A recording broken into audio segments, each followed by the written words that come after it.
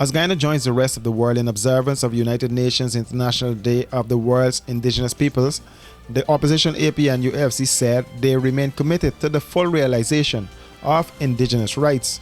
At the party's weekly press conference, the coalition noted that in the specific context of this year's theme, the role of Indigenous women in the preservation and transmission of traditional knowledge, they will work to ensure, among other objectives, that women participate fully and effectively in community decision making, such as the use and management of land resources and in community governance. Two, that the rights of the indigenous peoples to maintain, control, protect, and develop languages, collective intellectual property over their traditional knowledge, cultural heritage, and cultural expressions is fully respected. Three, that traditional knowledge is incorporated into government development plans aimed at eradicating poverty, lifting living standard, and enhancing communities.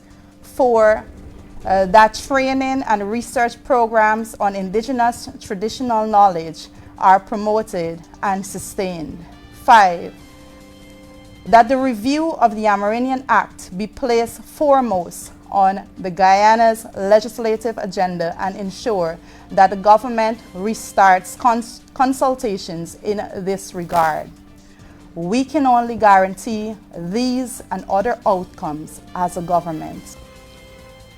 Further, the party noted that more specifically, the team also calls on us to acknowledge their vital role as holders and disseminators of traditional knowledge. According to the UN Permanent Forum on the Indigenous Issues, traditional knowledge, and I quote, refers to knowledge, innovations, and practices of indigenous peoples around the world, which is developed through experience gained over the centuries, adapted to the local culture and environment, and passed on orally from generation to generation.